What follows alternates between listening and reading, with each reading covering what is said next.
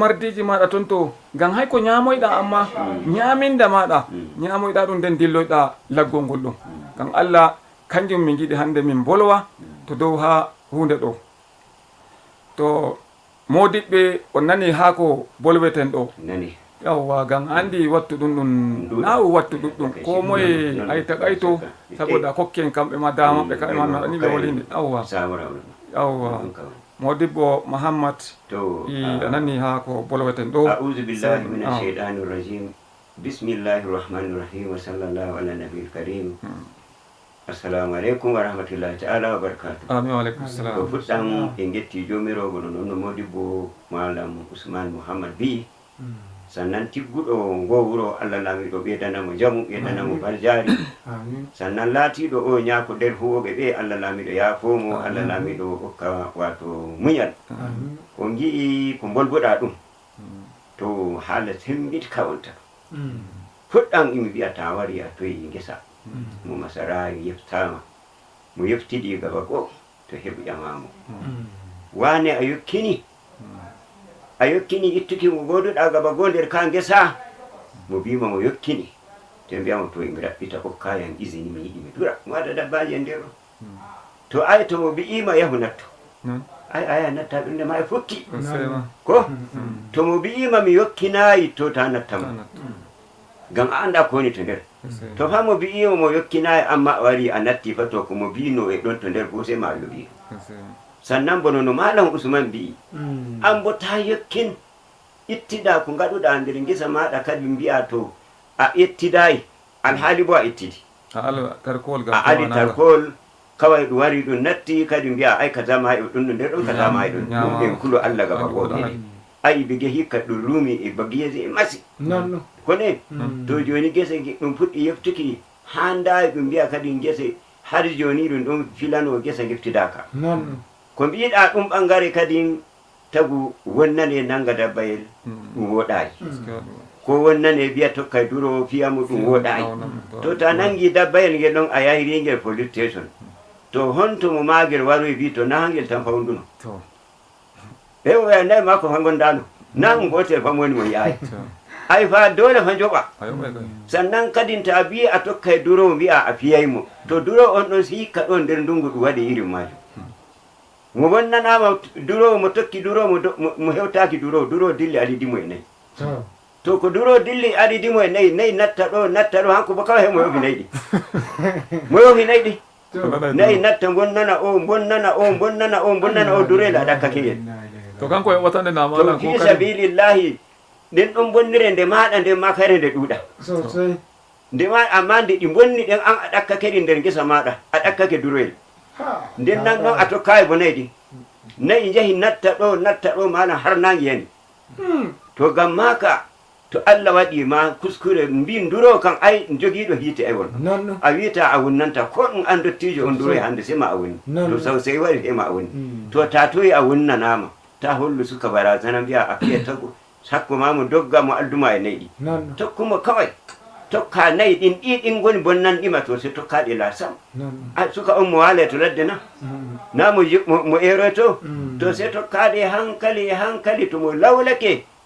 ay a toye jomwuro o jomwuro e to raɗi nayi kanji mi dankinimaɗi kanji goni bonnanɗiyam kadi bo sikenan won ɗon rawonnere ɓe bonnana ay jomwuro waɗa ndaro bonnere mo hokkuma muñal ko de muññitoɗa ko de kadi mo yoɓuma an non ɗum ay ɗum hakki maɗa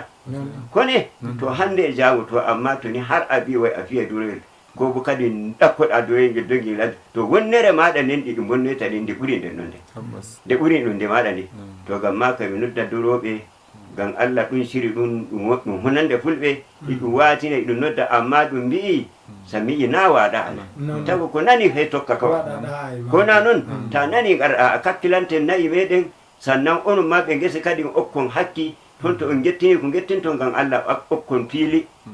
jayri heɓo assalamu aleykum wa rahmatullahi jettima debbo Muhammad malam Muslim anani hako kolweten ɗo amma ɗume ha doggudu allinde mata ɗo takaice billahi minash shaitanir rajim bismillahir rahmanir rahim wa sallallahu ala nabiyil karim amma ba'du assalamu alaikum wa rahmatullahi ta'ala wa barakatuh. Min dai hina mi modibbo mi ɗalibijo mi ni e malamen ɓe jadi ɓe gettini amma ɗum mbi kowa bolba ko Allah wawni ɗum. Wato farko emi mikano kanko Rabiu Siki bo emi mikano mo taziya wade nyako mako Allah ya fo to en kulu Allah kowa suka mun to dura ma ya kamata biya mo rata ori hakkina gingoɗɗum ɗum daga to wuro ɗum fuɗɗata an baba e handi suka ma to fayi hakkila mo e ton to fayi gingoɗɗo on e ɗon suka ɓen to bonnoyi sey maranoɓe baya ayi eɗum heɓa irin maɓɓe ay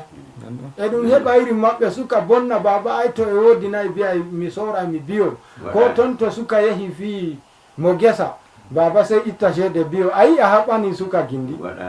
ya kamata sukaɓe kan dukane kamɓe bo demayɓe kowa ton to wari toyi nagge bonnani ɗum ta nangan on ɓingel nagge ko ɓingel baalu ko baalu ko nanditine onon jara ɗum police station ta fotti e mo ɓernde sey ka ñaaɗa ka ƴara ton to ɗum sekayi sabi e maka en kul Allah ndemayɓe kula Allah kowa ton to yettini bo kimsago ampani e mi nodda gi wallahi e ire goɗɗe boliɗe eɗon mbiɓe kanum kamma gesa goto takkani ka kawula bige gaba ɗaya ɓe acca fa'ida wala do irin gule ɗum ɗum wala ampani ɗum ɗon ɗum yarata yeeso kon ta yi kaya maɗa wulay ka to wulude iyaka maɗa amma ta nattu gaɗa kawilgo gese e mafi yawanci noon min gaɗante to woje ladduɗe ami ki Allah mi nodda gulayɓe kowa hula Allah mi sawatata ko e surutu ba assalamu aleykum wa rahmatullah modibbo muslim min getti Allah sako alheri heɗitoɓe onon ma joni min kokkay on dama on noddo on nani habaru ɗo min bolwi takayto ga watta ɗum ɗum ɗuuɗa goɗɗo kam ma heɓa nattuwa nambo kadi bo noon no mbiɗa e ɗon goɗɗo to noddinde goo sewo ɓeyda noddugo ɓe ala waɗugo noon to noddinde goo kawai takayto noon ko sawara to ke sawara si kenan koyi sawori boɗɗum kokkata te ga si kawai kanjum ɗum ko heeri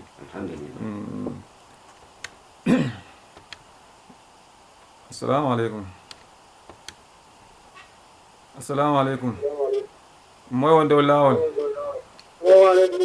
aleykum salam salamu moy min gondi ali daga kado kadi daga toye kadi laga zango kado to noye toon ɗum finiri zongon katam janja naykiola ja amma nana ko min bolwata ɗo ko mi yani ko ngol won Allah sasale to ɗumi woni doggudu wallide maɗa i doggudu wanaɓe ala wonnaki jole an ɗo wayna e gonnawi daga ngal no woɓɓe waynaɓe ma yandi alal mati jole ngal aɗa he jaar gonɗani ɗuɓe ala wat a ɗum kamataki noon ɗum gaskiya wonno on jam no o ɗum getti assalamu aleykum salamu aleykum ami waleykum salam momin gondi wali jammo a ja wallahi ɓuro jam ja walla chat ɗum an moye umar daga ɗo daga toye umar daga ɗo jingue umar daga jingiri noye jingiri ɗum finiri a jam sallo to noye a wondi amin boni mi wonde woni to ɗume woni doggudu walla musulmi e malam fo e waɗnamo fata to allah ɓe namma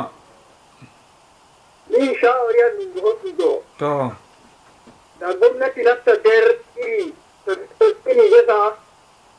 wulaka aida ya kamata gwamnati ummo daro to digidin no no mina so to sai gaba da no wula digidin gaba da no wulde digidin no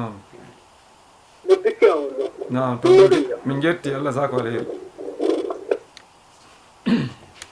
assalamu aleykum assalamu aleykum ko turakemo assalamu aleykum moy min gondi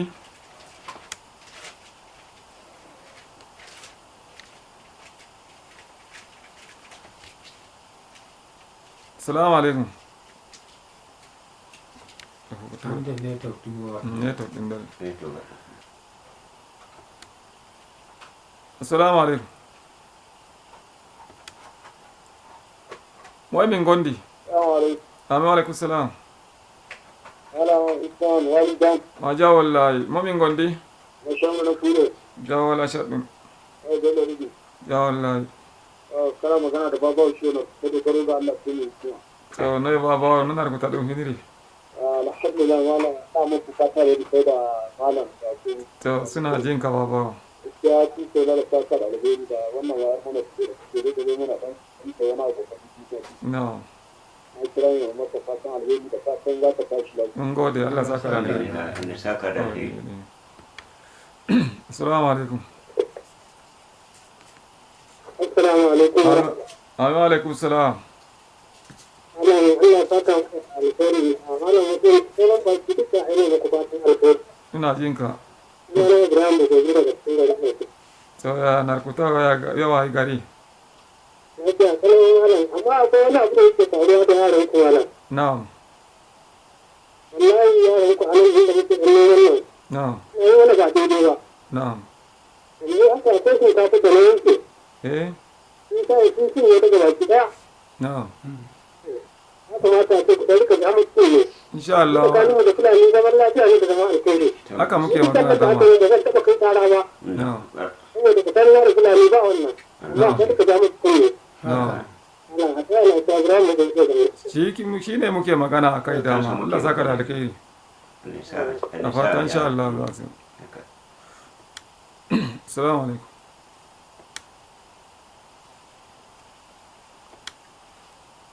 Assalamu alaikum. hande network ɗum waɗa network ɗum waɗata ɗum to jamare on nani fa ko heɗitoɓe kamɓe ma ɓe noddoyta ɓe bolo ha to on nani noon no o saliɗo joni yawwa to ayi bo kañum boloten to dow neɗɗo ay waro ñamanamum pat gesam ko woodi to ay noon ɗum ɗum waɗayi kamma en bolo en mbiya to kamɓe ma to itti o hokka gaynako kanko ma o heɓa ko o ɗuma a goɗɗo ma dow lawol ɗo assalamu aleykum ami waleykum salam a jawolla momi gondi jawolla mi namma ammoye nuhu zallaki to noye zallaki ɗum finiri nuhu amma wondi amin boni ɓe namma fu Budu wani da wani gaskiya ya kamata duni ko lura da bai hudu ne da ko ne mu da ta kuma da ya maji. No. Nan da shi da ma da nan mun. No. Ina da ko da kai. No. Da ga ka ku ya fere da shi. No, wala sosai min nan ta boddum ma ne tok. Ama. Min amma joni. Ya kamata da wala ka hakina mu kun da tafi yi da kira mu ka tafi saboda yi go wani hin da kwaje sama da kwaje ta da wada da ga ita ke ne mai ne ta fata gaskiya ka wada ayo bi maka wannan ai kare kore mi ruwa no ya kamata dole ka zuwa da ba ne neman gaba da wata daga ka burga ta yanda wuri na goma mala da gina ni da wata da min getti Allah sako alheri assalamu alaikum assalamu alaikum etta ɗum hande ɗum wala ɗum woɗa to watta ɗum ma ɗum ɓaɗake ɗum dilla minti seɗɗan hori komi hocca ami hocca o assalamu alaikum wa rahmatullah ami wa aleykum salam momin gondi Allah dai ne mutum da kuma nawali ma jam mako ngata da Muhammad Sani Jabere ne ko ma gure den jambo jam alhamdulillah akuy nattoyki jam tago gure den janno fewo jam lokaci alhamdulillah to amma wondi amin ko anani ha ko min bolata sai daga gudan har zuwa je insha Allah awodi second alhamdulillah wato gudan ko mi wato yidi yadda jamode no ko moyi wato hawarta cewa kaya ne da ifami kaya ko da lokaci no sannan an guduro dan Allah ta duro to ni har hude aita da wata ma iri majin am gurne zamani den guba tun da ya rafa irema ko mai rama da ai maka bugo an di dole ne din da bugo dan Allah ta ya fada ma waje ma duro ba gara da bo an to holli ko an da bi mon goro holli bo to da mu waje ni amma har tun tawa do gonga mata Allah ko do lokaci ko ina gulen kali kula gulen dan Allah ya wallahi mo da lokaci da ma ngetti o sai ngetti aku awadi Modibo Muhammad to en dari ha hunde ɗo ko in tawa fa kowa to ɗo hunde to tokki e dow gonga sai tawa ɗum fu ɗum yehi amma ko moye e demowo on e durowo on fu to waɗayi gonga fa to kanjum waddata iri ɗum fitina kanjum ciya wadda jonde ngam ndemma o wiyata ciya jonde jam hunde fat wala ko waddata ciya jonde jam banna iri ɗum hunde to sabo e majjum ay nodden ittaka seɗɗan ngam wattu ɗum ɗum waroy to shawari ɗum ɓe shawari derɓe ɓe hokki ɗo fu on nani shawari demo e duro demo on ma fa e dura duro on ma e rema wato ɓe yimɓe ɗiɗo ɓe Hasan da Husaini ɓe goni saboda haka kowa lurodo e kaya mum ngam Allah amma hunto ta natta neɗɗo o kayu an bo ta ittuɗo kawai kaɗa nde seedu aɗa haɗi ngesa hokka ma jooɗoto seedu har lebbi fa har lebbi ɗum fiɗo ngesa an haali komi wala to nder wala komi sabiɗi laato ko ngaɗuɗa ɗo to ayi noon ayi to kanjum watta ɗum kowa okka bandum hakki mum ngam ma ka yimɓe ɓen ɗon ɗiɗo ɓen ɓe jooɗo jam kadi mbo kowa fa e ñama amfani bandum ayi o e yiɗi taaki o ma demo on e yiɗi taaki o ma kadi ay e yiɗi ɗon ɓe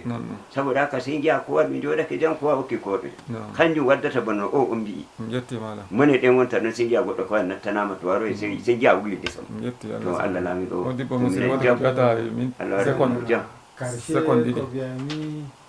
bo irin noon no ɗon nodduɗo gi Allah duraɓe gese alal ɓe acca konta bonnani on nangama Allah fa nangete kulen Allah daga karshe e ɗon goɗɗo minnirawo an Abdourahmane e ɗum waɗa murna kore mako dañi Kenya ɗo heɓi suka gorko Allah mawninamo assalamu aleykum jamare heɗitoɓe min darata ɗo komin boli boɗɗum Allah hokka min laada Allah hokka en gaba goo komin gaɗi kuskure bo min toro jomiro yaafo i madadi modibbo meɗen Mouhammad Mahmoud i modibbo muslim i min Ousmane Mouhammad modibbo mi assalamu aleykum wa rahmatullahi taala wa barakatuh. Wa aleykum salam wa rahmatullah wa barakatuh.